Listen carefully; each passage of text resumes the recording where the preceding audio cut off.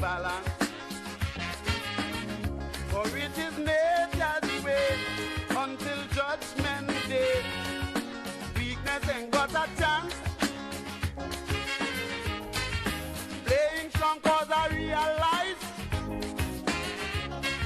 the price little one must pay to keep the big one in paradise. It's torment and misery all day. Destruction of the weak is nature's plan. The humble and the meek must understand. This day of the strong man is the devil's heyday. So they will bite the ground when the master plays.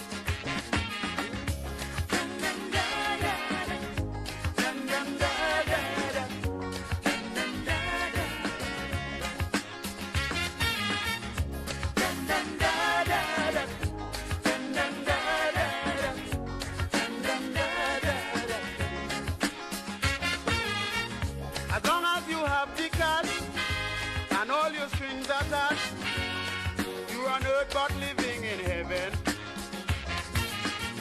There's nothing for the poor or as evermore. Life in a lion's den. Hungry man shall aspire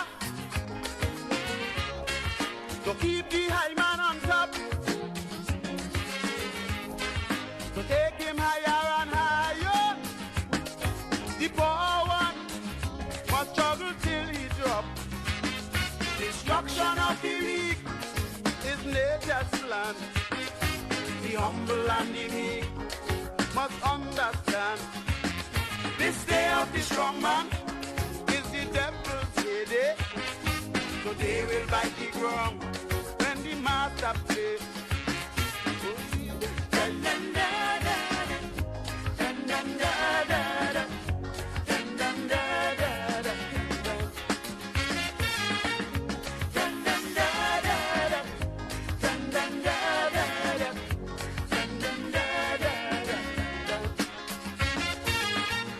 Down in South Africa, white men with gun power have the natives under subjection. The black majority live in poverty, all because they ain't strong. Black man life is a thoroughfare. Nature make him a slave. South Africa is a nightmare for colored from cradle to the grave. Destruction of the weak is nature's plan. The humble and the meek must understand. This day of the strong man is the devil's heyday. So they will bite the ground when the master plays.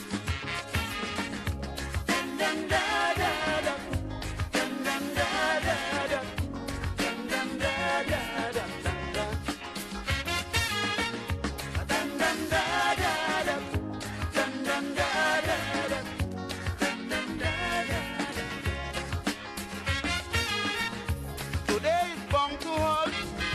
Nature will somersault, bringing sudden death to this wild place. And only those who clean going to make this scene. How you hope you get paid? Sufferer shouldn't worry.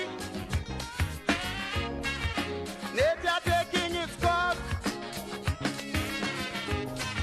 Tomorrow you may be happy. Just hold on. If you let go, you're lost. Destruction of the weak is nature's plan. The humble and the meek must understand. This day of the strong man is the devil's heyday. So they will right the wrong when the master plays.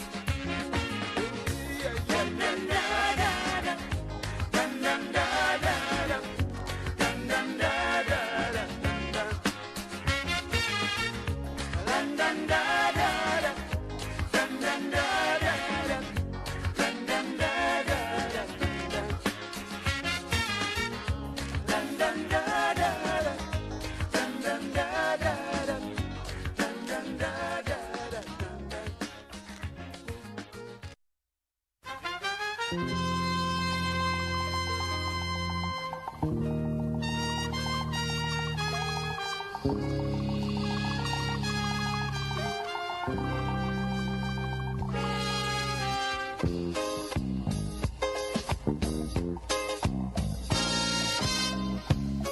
the election back and I'll die away. In short, this is what I have to say. Let us forget fights and grudges and concentrate. Come, let us sit and try to relate. Because now, more than ever, we must show discipline, tolerance, and production to build a strong and better nation. I say that is the main foundation. So come, let us work hand in hand, because this is our land. Come, my brother, come, my sister, and let us build a nation together. Oh, yeah.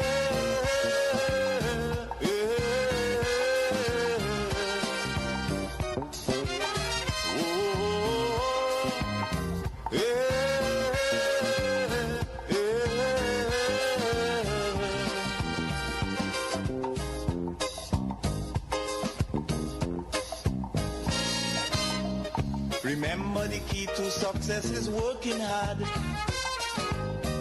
For our country we must have regard. Forget all your differences, let we start to build. And onward to progress we surely will. Because now, more than ever, we must show discipline, tolerance, and production to build a strong and better nation. I say that is the main foundation. So come, let us work hand in hand, because this is our land. Come, my brother, come, my sister, and let us build a nation together.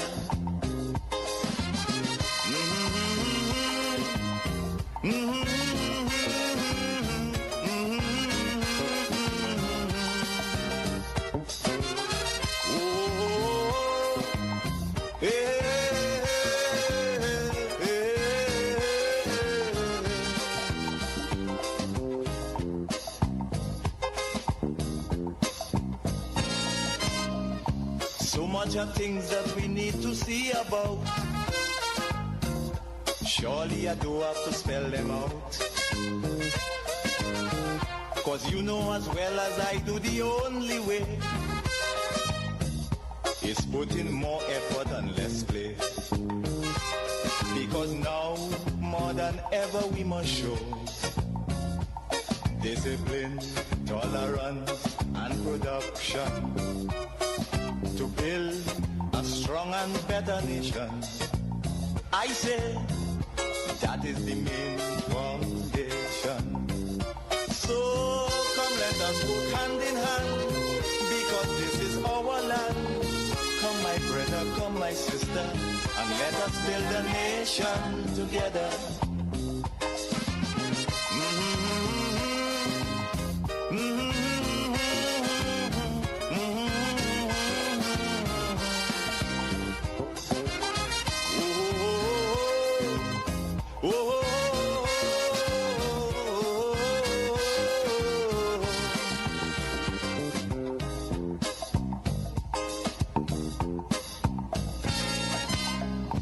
This also goes for every Trinbagonian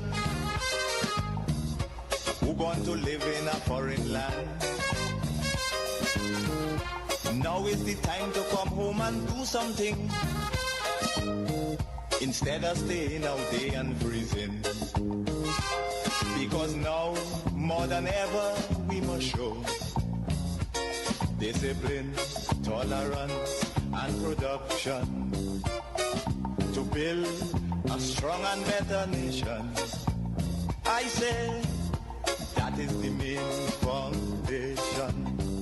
So come, let us go hand in hand, because this is our brother, come my sister, and let us build a nation together.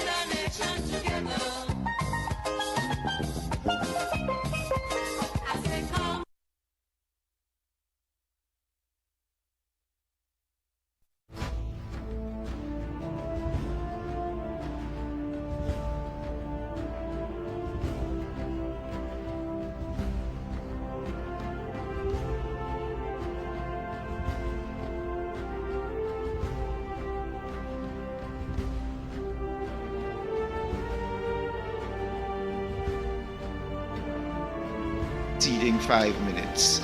Minister? Good morning.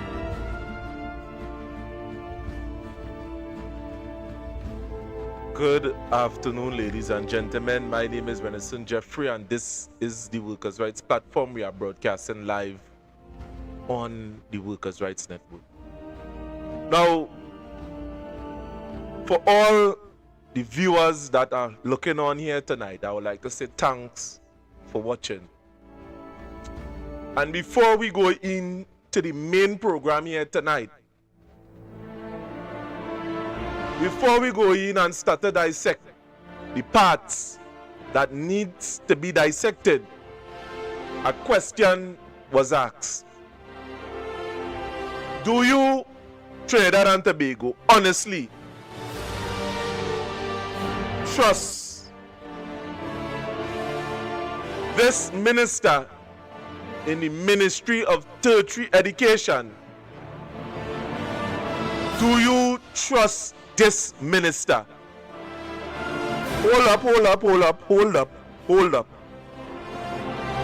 Before I go into my editorial here this afternoon,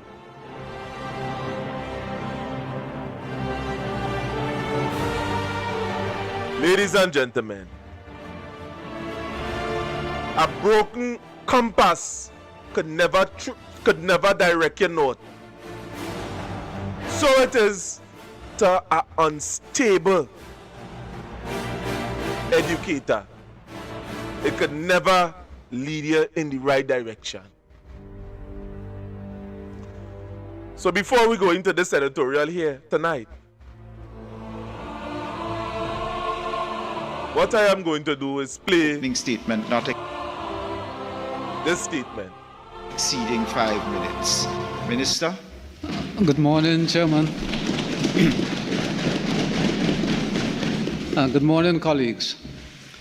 The Ministry of Tertiary Education Skills Training is a newly established ministry, or maybe more accurately, a newly re-established ministry.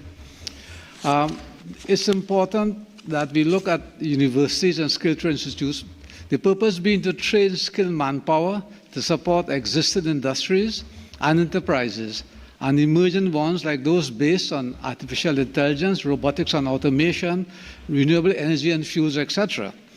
Further, the research emanating from universities will play a critical role in the diversification of the economy through the commercialization of research and through collaboration with private enterprise. So therefore, there's a definite need to focus on tertiary level institutions and skills training. Now, this ministry has been operational for approximately 6 months, and we have got together in the Information Technology Division, Finance and Accounts, General Administration, Legal, etc. And this is from existing staff, as noted. Now, Chairman, this ministry recognizes the situation we are in financially, and therefore, out of financial prudence and good sense, we are staying in the same building with the Ministry of Education, and we are sharing some services with them also. So to be abundantly clear, we'll be sharing some services, and we have some departments fully aligned with the Ministry of Tertiary Education in order to maximize the resources.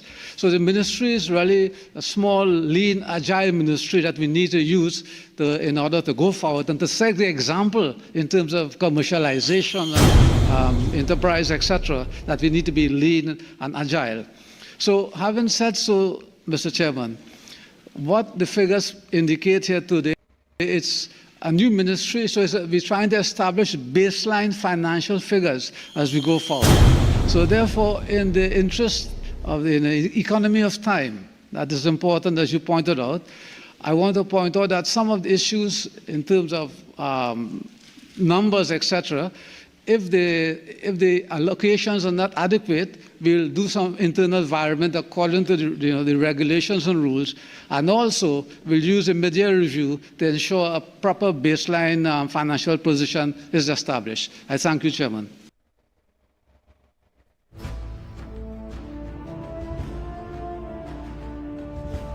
So before we go into the lead discussion concerning the gentleman there on the screen, to do a little justice with Parkash Persad, what I am going to do, for the many of you that don't know, the gentleman that goes by the name of Parkash Persad is a minister in the Ministry of Tertiary Education. He was appointed after April 28, 2025. And as we were evaluating the Standing Finance Committee, seeing that the UNC would have sabotaged the budget debate, and we are going into that. So to you that are listening right now, take off on your calendar this Sunday. We are going through, and we will bring facts as to prove what I would have just said. So this Sunday at 12 noon, we are going to bring an entire breakdown concerning the budget debate that would have started on the 13th of October. So the discussion this afternoon is about Parkash Persad. On his appointment, the University of Trinidad and Tobago has congratulated Parkash Persad on his appointment as a Minister of Tertiary Education and Skills Training, hailing his long-standing commitment. UTT praised Parkash Persad commitment to higher education and understanding of the challenges and opportunities within tertiary education landscape. So the gentleman there is a well-oiled and educated gentleman that comes with a lot of accolades behind his name, because you would have heard things during the research that he is an emeritus. So Parkash Persad is the Minister of Tertiary Education and Skill Training in Trinidad and Tobago. He is a senator and an academic with a long career in higher education, including serving as a president of the University of Trinidad and Tobago, UTT. He was appointed to a ministerial position by Prime Minister Kamala Persad Bissessa following the 2025 general election. Persad is recognized as a professor emeritus, having spent over 4 decades in academia, research, and national service. So being an emeritus means that you retire with a position. So the university would have recognized Parkash Persad as somebody that could retire with the title, a matter of fact. So no matter where he go, he is to be known as a professor. You know the professor like from in the X-Men? Right, so we reaching somewhere concerning that. His background include extensive work in engineering, education leadership, and he has played a key role in advocating science and technology education in the country. So that is certain things that was added to his accolade. The Ministry of Tertiary Education under his leadership is described as a lean, small, agile, with ongoing effort to fill vacancies and establish financial baseline for this relatively new ministry. He is also noted for mentoring of students and his commitment in leveraging tertiary education for national development and economic diversification. Parkash Persad is a Hindu and a alumnus of the University of the West Indies, UWI, where he earned degrees in electrical and mechanical engineering. So there it is. Parkash Persad would have entered politics to improve tertiary education. And in the researches, his ministry have been described as a lean, small, and agile ministry. So when you talk about lean, you talk about strength, small in numbers, but agile. Something that the syntax of words that was placed together, what one could have gleaned from the story is that this person is efficient and they understand English language and they have a history. But in analyzing the standing finance committee debate that would have taken place just one day ago, the 22nd of October, where he was evaluated by members of the PNM, doubt started to occur within the minds of many individuals. I mean, in listening to the Standing Finance Committee,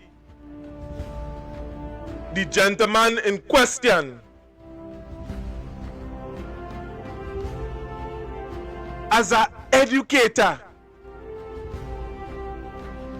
one have to go back now and analyze what was said about him in the past. And the question is right there for you to see, Trinidad and Tobago.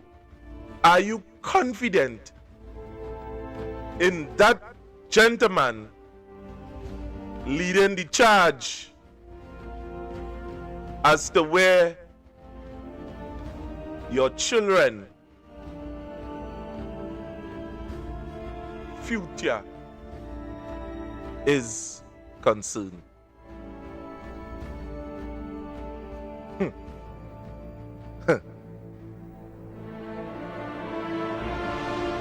So without further ado, Trinidad and Tobago,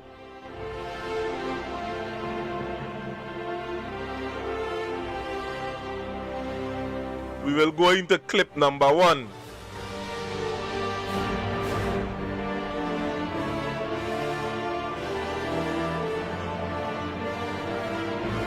Clip number 1.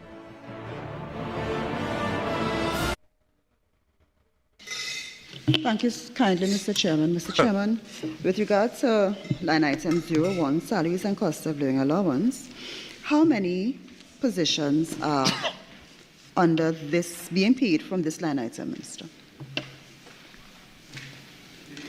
Under 01, Yes. it's listed 126 approximately, and the minister and the parliamentary secretary and their staff, basically. 120. Approximately. Okay. It's important to note, member, that there are a lot of positions in this ministry that have been vacant for a long, long time, which you will be fully aware. Now, we urge you, members of the public, to pay attention from now on. So the gentleman would have said, we urge you that there have been a number of vacancies that have been open for some time. Pay attention. Of, I'm sure. And therefore, the ministry is in a position of reconstituting. If I may, Chairman, I'm just asking, the Minister could just take it easy. I'm asking the questions one by one. So you have 126 positions. Approximately. How many of them are filled and how many are vacant? The positions, in total, they're all filled. But you just said we had a lot of vacancies. Yeah, but what I'm saying, the whole ministry itself, there are over 911 vacancies in that positions, Minister, which have not been filled. Minister, if I may, Yeah. how many positions are being paid under 01, line item 01? That's the question. As I said previously, those bodies in place. Chairman, Now, I am asking how many, I'm asking. Now, the gentleman there that you are seeing, is an educator. All right? Are being paid under 01. You said 126. Is that the figure? Yep, I said that, yes. Okay. And I'm asking further, how many of them are filled and how many are vacant? These positions are filled. All are filled. Yep. So, in line item 08, when there's $100,000 allocated for vacant posts without incumbents, how many posts are those that they're referring to? As I indicated earlier, there are over 795 posts that are vacant in the ministry. We found the ministry in that way. Idiot. So we are filling, we're not paying people who are not there. We have to pay people who are there. Idiot. Minister, I'm not sure if you're understanding the question I'm asking. I'm not sure you understand I'm my asking answers. 01, how many positions are on the establishment of the ministry? How many are filled? How many are vacant? You replied 126. You said all are filled, there are none vacant. Is that the answer you're giving? I'm saying to you, and I'm repeating, and I don't know how many times must I repeat it, that there are a lot of vacancies in the ministry, all right? Some 9, I'm 11. asking how many? And I am saying to you again that the positions we are paying, the coalesce of positions that have been filled, that are filled. Idiot. Minister, I'm asking how many positions are on your establishment? Idiot. Minister of Finance, give him some assistance. Minister, why are you ducking the question? Idiot. Ducking. You know, San Fernando I'm East, not ducking any question. it's a little too early to start that. Yeah, Now, ladies and gentlemen, that right here is the minister in the Ministry of Tertiary Education, and the man can't even answer a straightforward question. And in our estimation, the minister is just doing too much, or trying to do too much, or trying to sound too smart. If we had to say something, it's as if this parliament is filled with clowns, and one pertinent question needs to be asked. Trinidad and Tobago.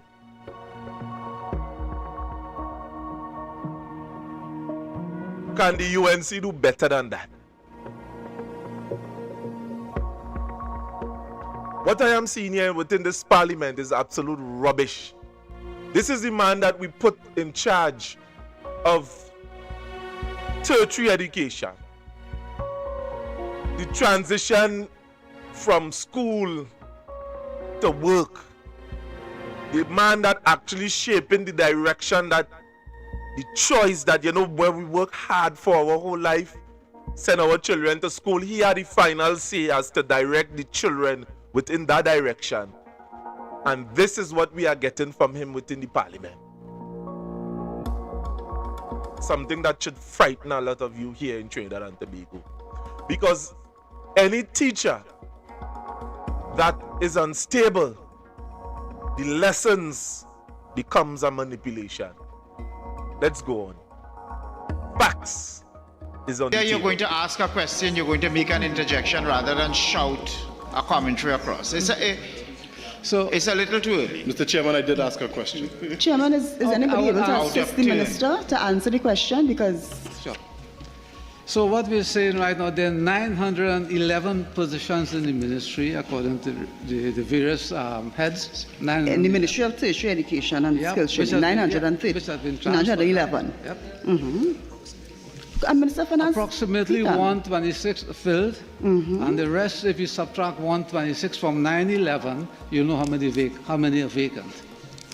Idiot. Well, they have left endless vacant. The ministry is a mess. Idiot. Well, clearly, Minister, from the fact that you don't even know the number of people in the establishment. Because you left it in a mess. That is why. That is why. I was there.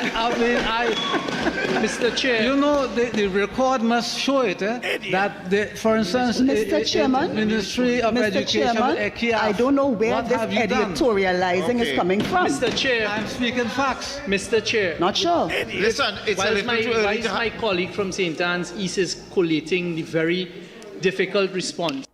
No. Trinidad and Tobago. Again, I urge you, pay attention. Pay attention. Listen to what you are hearing here in this whole entire clip. Listen to what is being said. Listen to the responses of the gentleman. And you come up with your own analysis. You played it as is.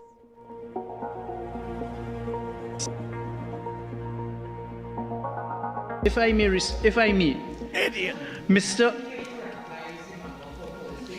Who are you?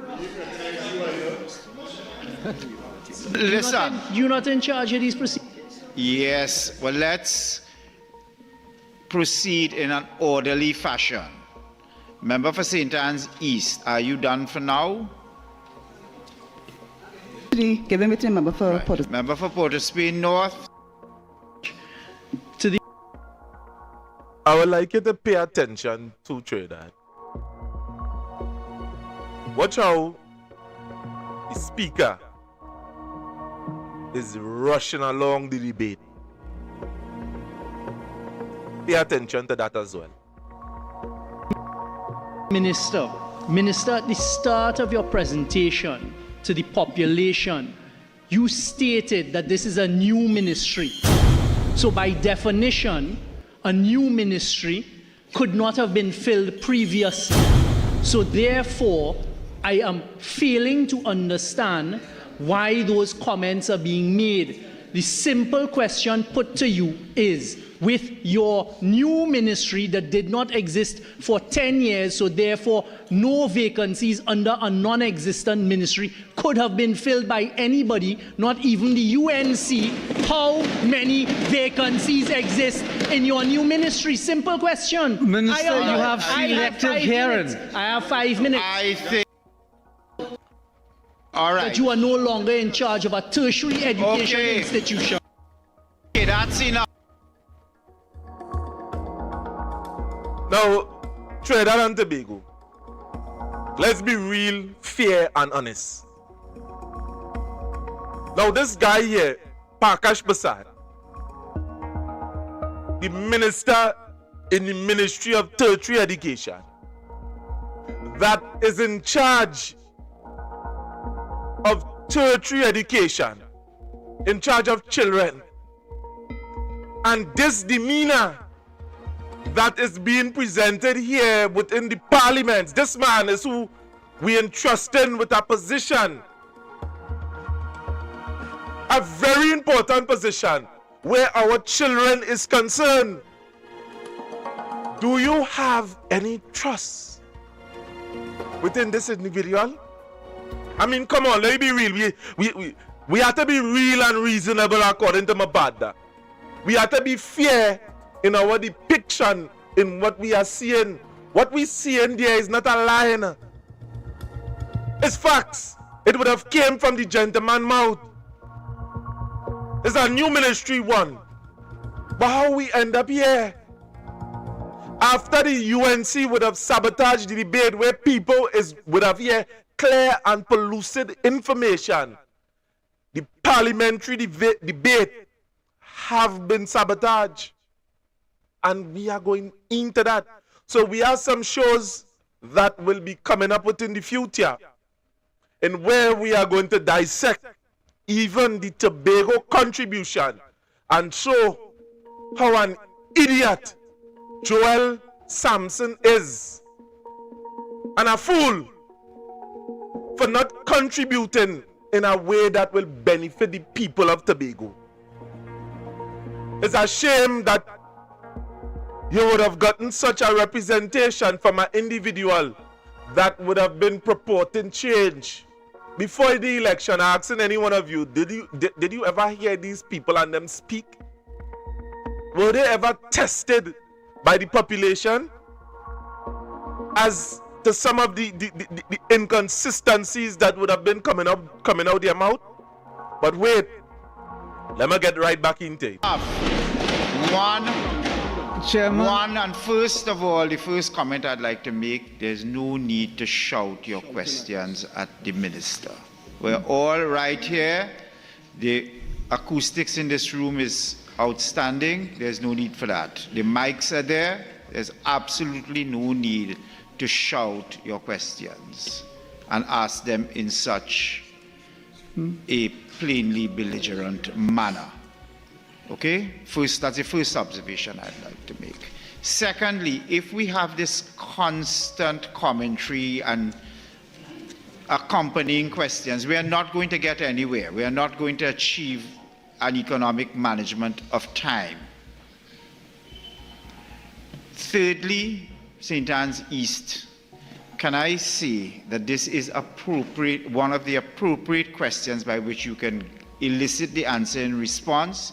You can get a more considered, a more fulsome, and an answer with a greater degree of clarity in writing. So you've asked the minister the same questions 3 times. Now, Jack Singh would have employed a strategy that the average man don't understand. And why I would have said that, I would have bounced up on that strategy before, where somebody force you to make an answer to answering a question rushed. And sometimes it does end up making mistake, most of the time, because when you rush somebody into something, there's a whole set of things taking place. The panicking, the frustrated, you induce anxiety. And in most debates that I would have seen, other than argumentum ad lapidem, which is appeal to the stone, I would have seen Jack Singh would have keep on rushing the opposition to move along in their questioning in the Standing Finance Committee.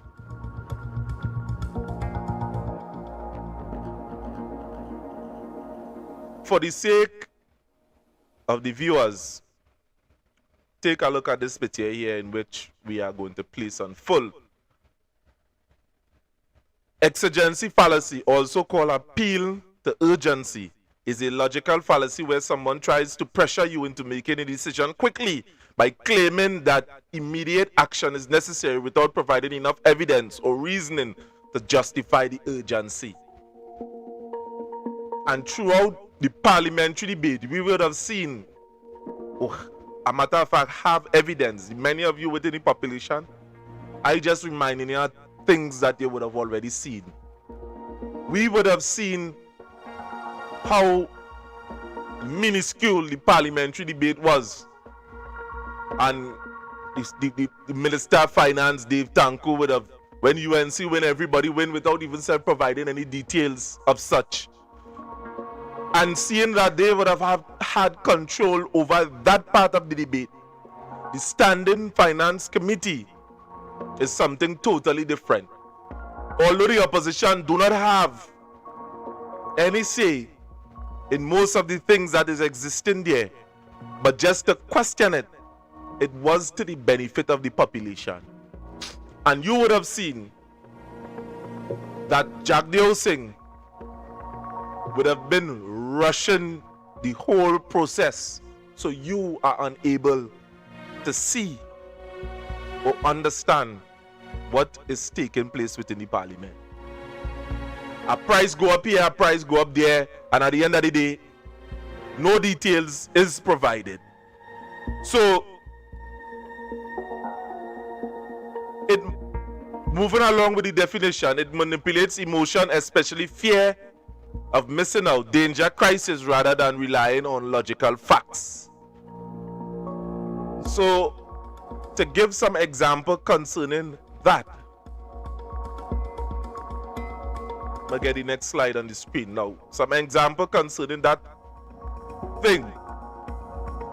The exigency fallacy occurs when an argument insists that something must be done right now, not because it's rational or proven, but because an exaggerated or invented sense of urgency. Because of an exaggerated or invented sense of urgency. Evaluate the Parliamentary Standing Finance Committee for yourself. It's a little lengthy, but it will educate you in where the minds of some of these ministers and them is. And for yourself, people, all I'm asking you to do is to believe what you see. Don't be a hypocrite. We must pass this education reform bill tonight, or our children's future will be destroyed. Here, the Speaker is creating a false sense of urgency to rush approval of the bill instead of allowing proper debate or evidence-based review. Trinidad and Tobago, I beg you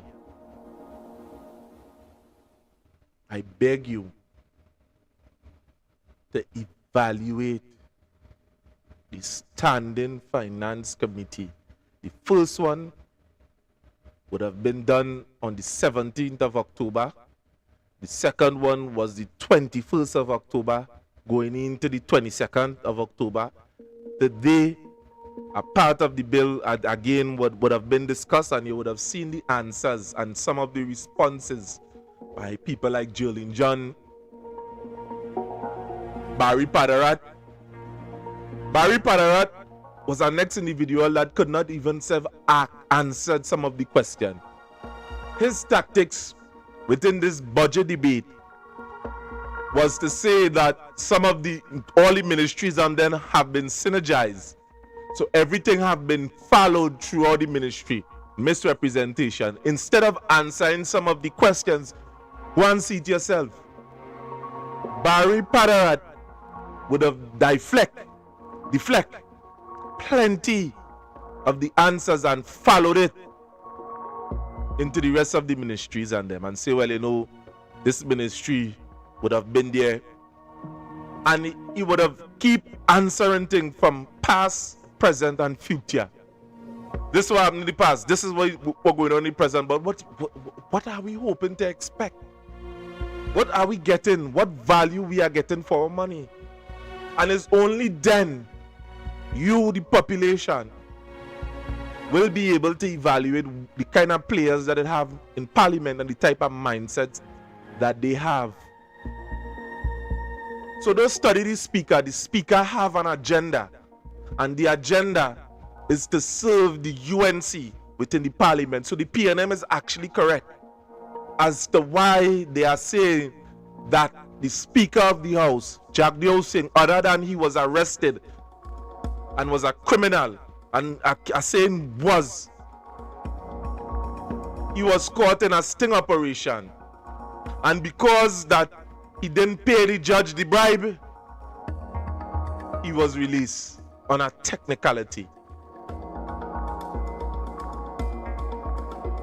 So the whole of the parliamentary debate concerning this gentleman here, Parkash Persad, many of the questions was not answered because of that gentleman, because of the factor that, they're trying to protect that gentleman.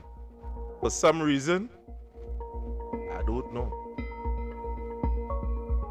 So in understanding the position that Jagdeo Singh takes in the parliament,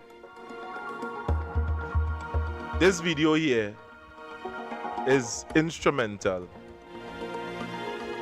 that you need to see.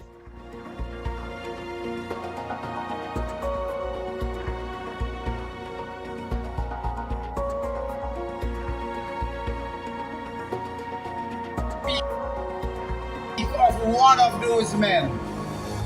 We, Devish and I, were at university together. We know each other for 40 years. We started our legal studies together, and we have both been in practice for 35 years. Devish has come to Port of Spain and has made his name as a young boy with no connection in the legal profession, and carved his own niche, nothing given to him. And both of us came up together, and that is the man I come to speak to you tonight about. Kendrick Lamar has a song, Not One of Us. Well, in this race in St. Joseph, there are two men. One of them ain't one of us. That is the Singh. Devish came to Port of Spain, a boy who grew up in Cedros on a coconut plantation, and look what he has made himself into. No political patronage. Terence D.L. Singh has reached where he has reached only because of politics. What has Terence D.L. Singh done to deserve your vote? Search your souls. Ask yourself the question, what has D.L. Singh done to deserve your vote? It is a very simple choice that you have. For 10 years, the PNM fooled people in 2015 to tell you that they will make life better. For 10 years, this country has gotten progressively worse.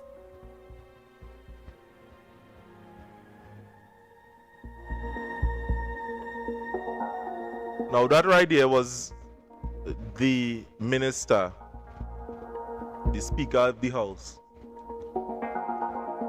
on a UNC platform, hailing Devonish Mirage. Now let me be real, let me be straightforward, let me get straight to the point. What you think is going to take place within the parliament? Come on, I mean a little child could understand what they now see there, and the expectancy of such a gentleman. What you think is going to take place within the parliaments of Trinidad and Tobago? So when the opposition would have walked out of the parliament.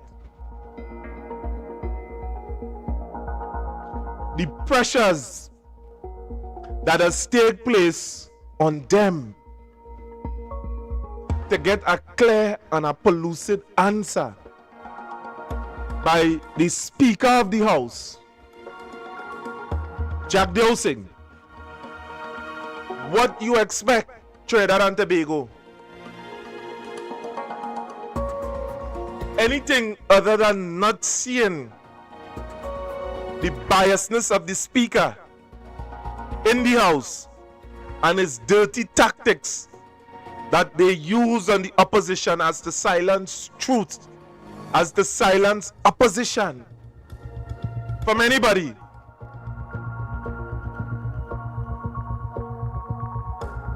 It is far-reaching and it cannot be questioned after today.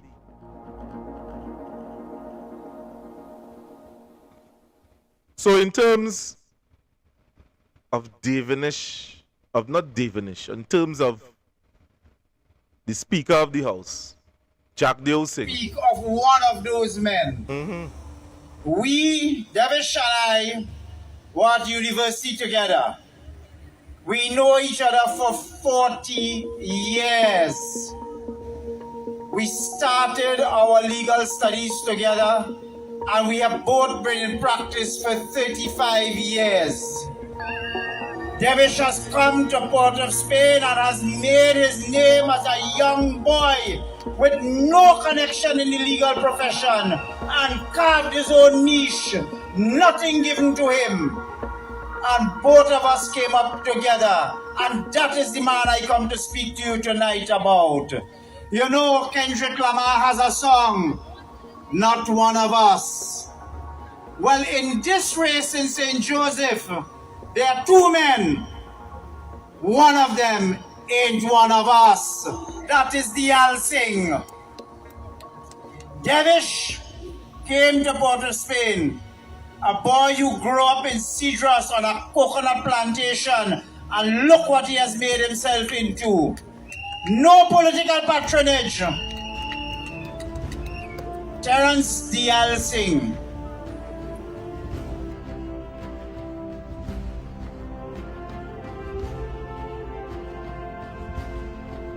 Now, what you would have just seen there, Trinidad and Tobago,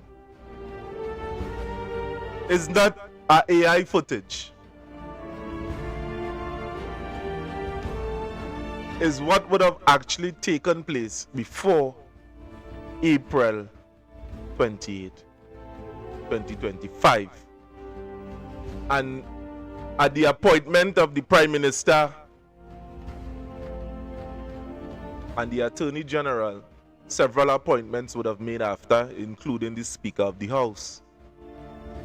So when you go within the Parliament of Trinidad and Tobago, that is the person that you see sits on the chair with the little green background. So before I go on, good night, Altia. Good night, Altia. Thanks for joining me here tonight. Slimy,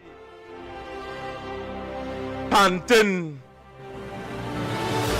and the rest of you that is on the chat for joining us here on such short notice.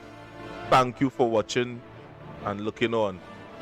So there are some of you that is on Rumble, on Facebook, no, Facebook not on, but on TikTok. Thanks for watching. So as we're moving along concerning what you would have seen there, Trinidad and Tobago, the facts is there. All we are asking you is for you to pay attention and to believe what you see. Don't let nobody come and tell you anything different. Don't allow people to fool you and tell you, hey, you see where you see there, you don't really see it.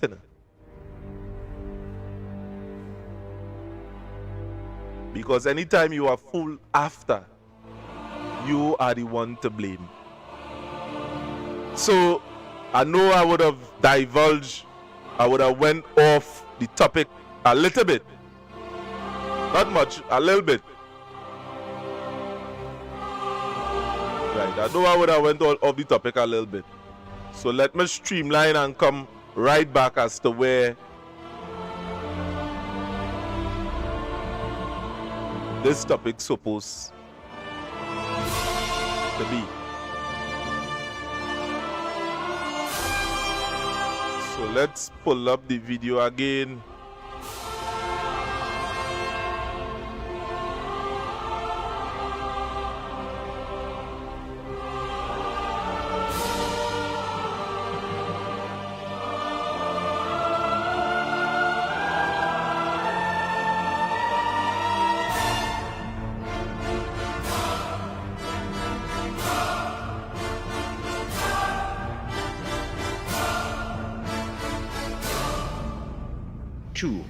Item 001, General Administration, St. Anne's East.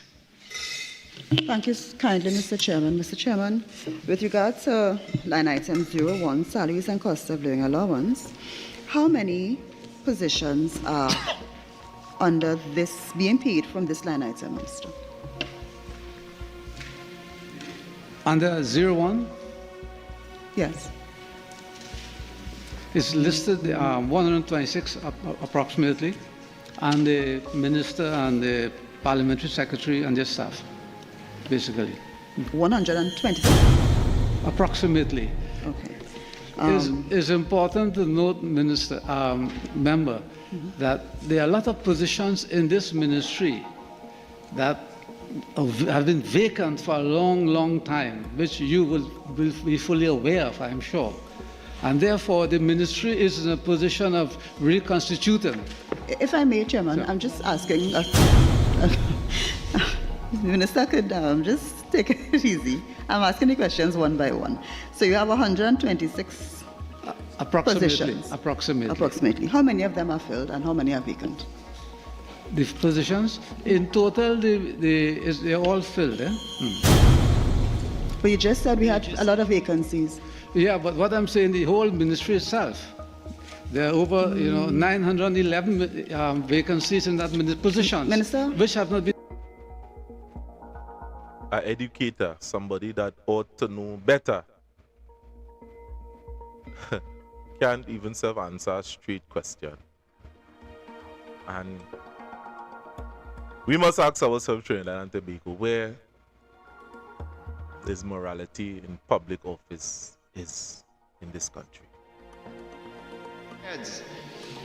We're now 18 minutes into this session and we're still on the first set of questions. Chairman, if I may, I asked a simple question and asked for a simple response. Right. It so took the minister 3 tries to even tell me how many people were there on the establishment and how much was filled. All right, so let's move on. Ask another question. Can you? Yes. Go ahead. I'm not asking anything else. No, sorry. How many of those vacant positions, Minister, now that you have identified that you have a number of vacant positions in the ministry that has been re-established after 10 years, are you planning to fill any of those vacant positions? Sure. Based on line item 08. Chairman, for clarity first, I think to respond to the member for St. Anne's West, I did not say a new ministry. I said a re-established ministry. Yes, selective hearing. Right. All right. And secondly, Chairman, right, that I did say that the number of vacancies, when they put the ministry together, and I did point out that there are a lot of vacancies within the put together Ministry of Education. So this is what we have inherited, Chairman. It's a very, very complex situation we're trying to, put together. So it's very important that we know that. So that's for the record. All right, to control the management of time, can I ask you, are you able to give a fulsome and accurate answer now, in keeping with your parliamentary duty of full and frank accountability? Yes, sir, I can. So the positions, the number of positions are 911, right? 116 are filled.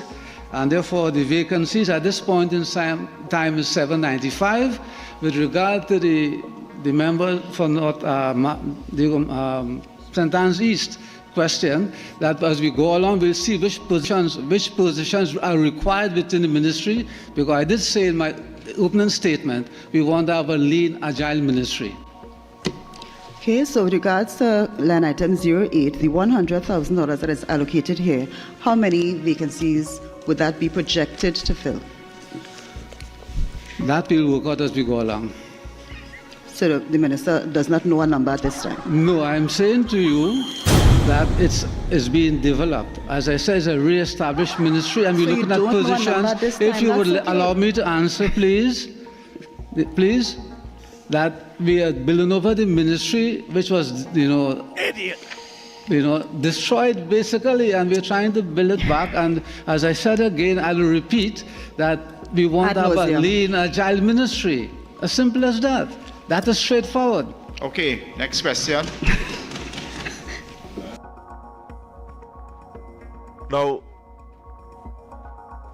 I hate to reiterate the point, but what Jagdeo Singh have been doing throughout this whole standing finance committee have been doing everything in his power, seeing the incompetency of the UNC ministers. Trust me, if I go into things like Roger Alexander, we go want to know what we have as a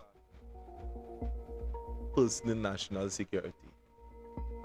So the exigencies fallacy, also called appeal to urgency, is a logical fallacy when someone tries to pressure you into making a decision quickly by claiming that the immediate action is necessary without providing enough evidence or reasoning to justify the urgency. It manipulates emotions, fear of missing out, change, fear of missing out, danger or crisis, rather than relying on logic or facts. And what was the reason for hurrying up the debate? What was the reason that Jagdeo Singh would have presented for the sake of time? So the debate must be a rush exercise instead of finding out exactly what is taking place within the ministry. Is that a confession from the Speaker of the House that he knows for sure that the ministers in the UNC party is incompetent?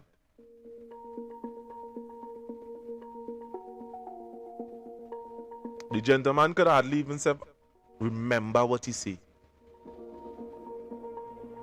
Why the rush? And there are certain things that is going to miss this. There are a lot of other things that is taking place in about, but for the sake of confusion, for the sake of the factor that, I don't want to confuse the whole situation, we are going to stop right here. We really is going to administer this in parts, going straight through the whole debate, because we are going to break it down, because we can't be paying for certain things and we are not getting it. So this here is another part of the explanation. We would have read it out before. The exigency fallacy occurs when an argument insists that everything must be done right now, not because it is rational, or proven, but because an exaggerated or invented sense of urgency.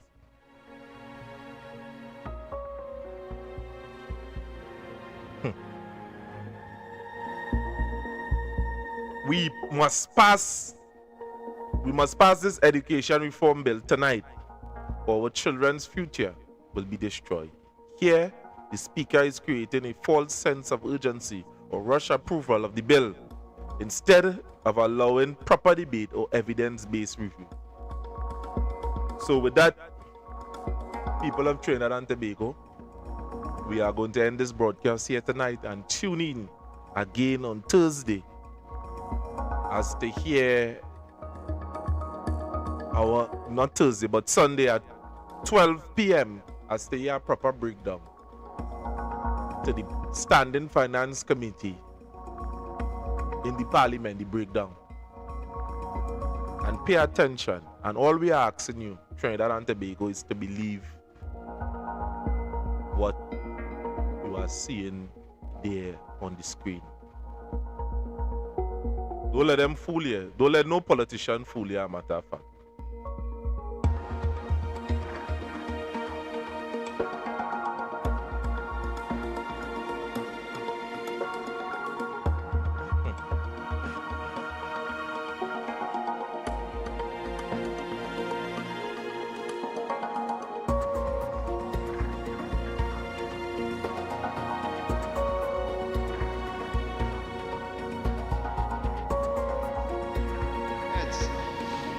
We're now 18 minutes into the session and we're still on the first set of questions. Chairman, if I may, I asked a simple question and asked for a simple response. Right. It So took the the minister's minister answer- 3 tries to even tell me how many people were there on the establishment and how much All was right, filled. so let's you move cannot on. blame Ask me on another it. question. Can you?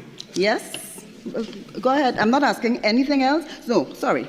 How many of those vacant positions, Minister, now that you have identified that you have a number of vacant positions in the ministry that has been re-established after 10 years, are you planning to fill any of those vacant positions? Sure. Based on line item 08. Chairman, for clarity first, I think to respond to the member for St. Anne's West, I did not say a new ministry. I said a re-established ministry. Yes, elective hearing. Right.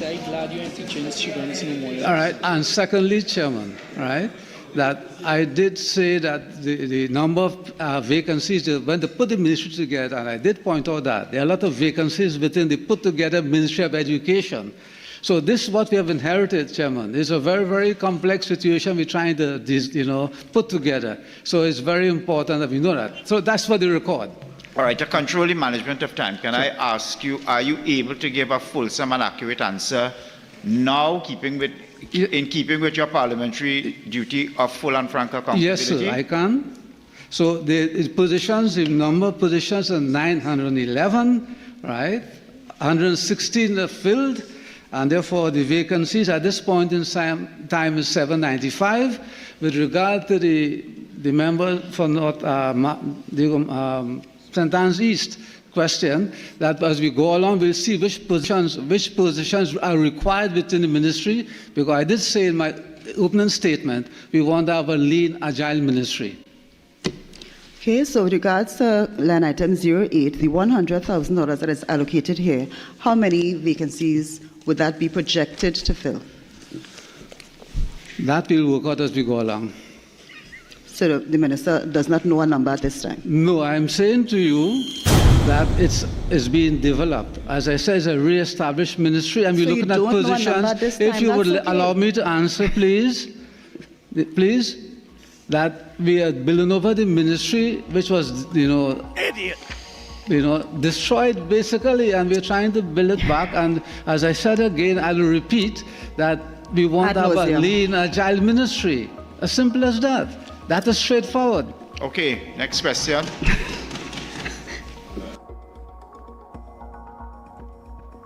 Again, you see, some of the tactics that is actually being used by the Speaker of the House. I mean, he can't fool me. I don't know at the end of the day if he fools some of you outside there, but he can't fool me at all. Can't fool me. And if Oyo want to take a man that just run up his mouth and fooling Oyo, you could go ahead. But the facts of the matter still remain. If you can't hear, people of Trinidad and Tobago, you could feel everything that is taking place within the parliament. Now, there were people that was warning you guys as to what the truth of the matter. Many of you could not have seen because of the dust that was blowing in your eyes from all over the art forms. My mother would have told me this joke, and I hope you understand it and take it within good faith. If you had 10 cats sitting on a wall and one decide to jump, how much it have remaining? Most of you are going to say 9, but it actually have 10 because deciding to jump and actually jumping is two different things.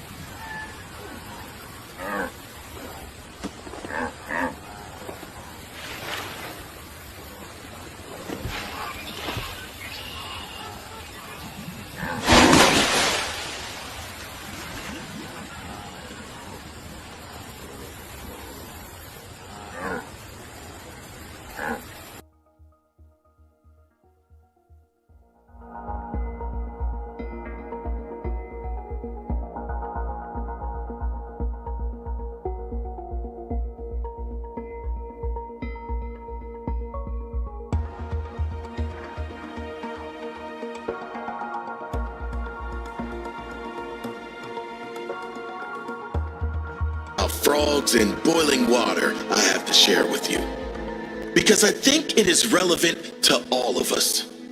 As the story goes, if you place a frog in a pot of boiling water, it will immediately jump out to save its life. But if you put the same frog in a pot of room temperature water and slowly heat it up, the frog will remain in the pot. Even when the water starts boiling, the frog will stay there and ultimately boil to death. Now, you may be thinking that frogs are stupid, but don't we all do that to some degree? You spend too long in a relationship, in a business, in a job, in a friendship. At the start, it was good. Then slowly over time, it started dying. You should have jumped out or made changes a long time ago. Now you're dying inside like the frog. Too often we get stuck in our comfortable lives. It becomes so comfortable and so familiar that even though we may be miserable, we stay. Because at least the misery is familiar. Taking that risk to change or grow or leave is unknown. And if there's one thing most humans can't face, it is the unknown.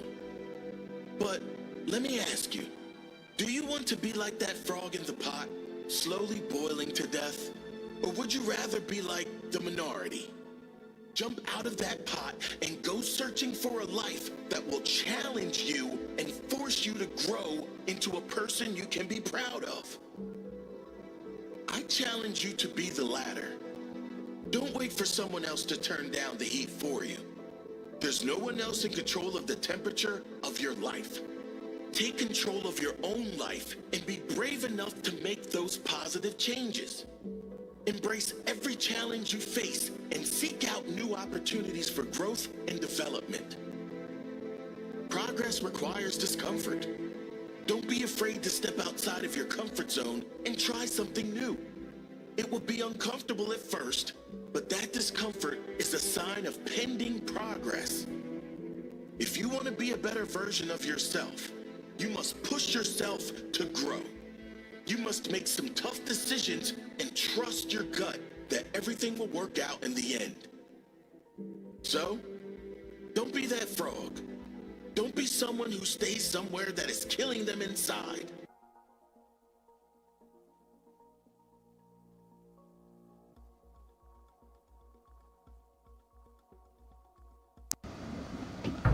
My name is Venison Jeffrey.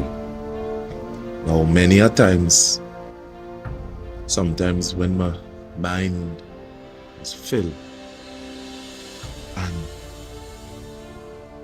sometimes, I need encouragement and rest, because there are many people, they are givers and they are takers. Most of the times, what we do, we encounter many takers. Who does fill us up when we are empty? Sometimes no one. Most of the time we just have to draw on strength from within, deep within. And every time I end up in a situation, I remember this verse when I go on a beach. And this scriptures is it. This is the verse I'm at for. The Lord is my shepherd, I shall not want. He maketh me to lie down in green pastures. He leadeth me beside the still waters. He restored my soul. He leadeth me in the paths of righteousness for his name's sake. Yea, though I walk through the valley of the shadow of death, I shall fear no evil. Thou art with me, thy rod and thy staff may comfort me. Thou preparest a table before me in the presence of my enemies. Thou anointest my head with oil, my cup runneth over.